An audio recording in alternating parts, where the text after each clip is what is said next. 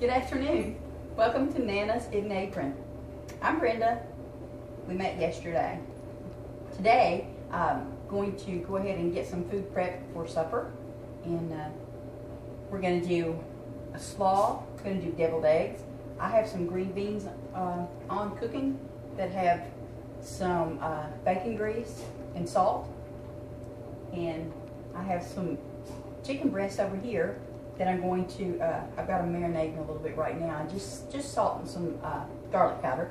But I'm going to stuff those with some cream cheese and probably some cheddar cheese and broccoli. It's going to be good. First of all, I have just a small amount of cabbage here. Tom doesn't like slaw, so we're just going to do it like this. But I have just like 1/4 of a head of cabbage, and I have 2 green onions, scallions I think some people might call them. We call them green onions here in Kentucky. You all see what I'm talking about, right? And tomato.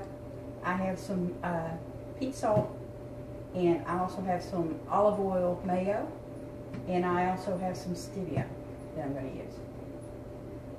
But with the slaw, we're just going to take a knife. Now you can grate it if you want to, but I'm telling you, you get those chunks of the cabbage in your slaw, it's a lot better. A little bit chewy, a lot better. But we're going to slice this up.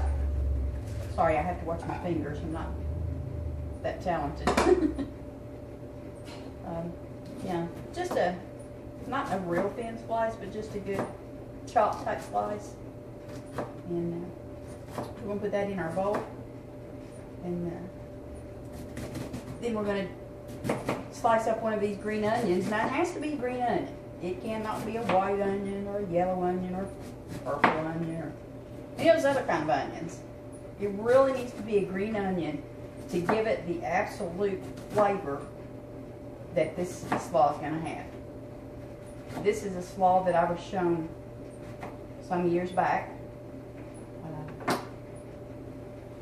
And I've just kind of stuck with it because it's the best slaw I've ever had. If you like slaw, you're going to love this. And we're going to go ahead and slice up the green onion. Just, you know, it don't have to be pretty. Going in your stomach. So I hope everybody had a good night. We got up this morning, headed out to church, had a good day. Stopped by the store, picked up a few things. I was upset because my trash can was broke. And then I realized, well, number one, it's just a trash can. I really didn't have anything to worry about. But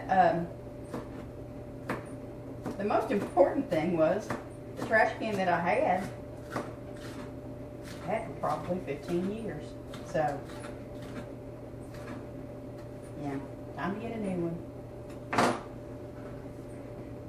We were talking about how good things last when you really take care of them, and my little trash can did last a long time. Yeah. I'm only going to use half this tomato, but now I have to de-seed it. I can't eat seeds. I can't eat nuts. I can't eat, you know, even the strawberries with the small seeds that they have. That's my little Brinkley. He's getting excited about the traffic running up and down the street.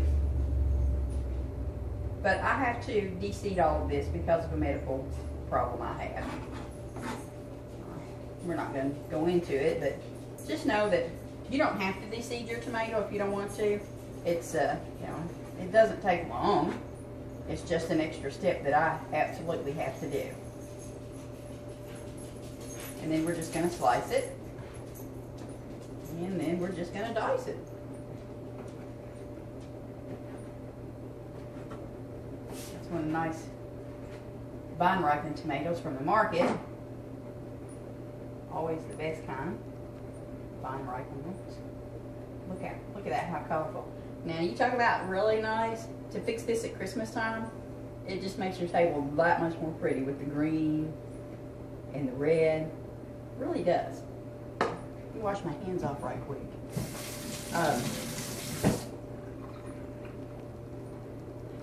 Now, we're going to go ahead and I'll just do a few twists of the salt. And I've done it so long, I don't measure. Just half a packet of stevia.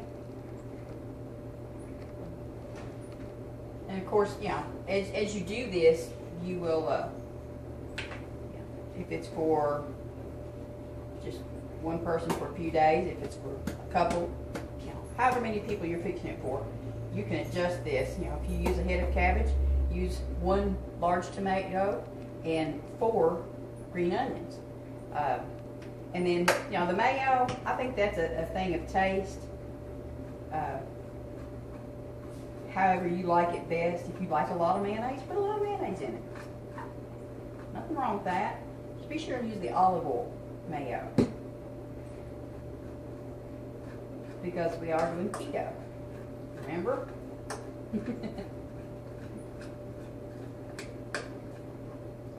Get it all mixed up.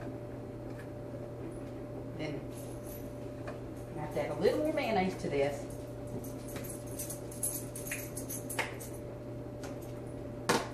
I can see that it's going to be a little dry, so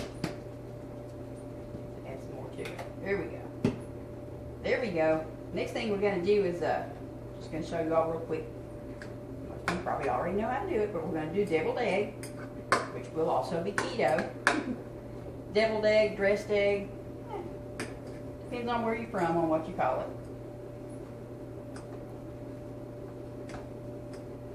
There we go. Yeah. See there? Look at that.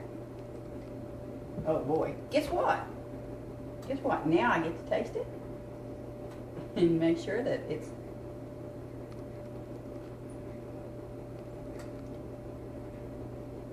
yes. It's good. Wonderful.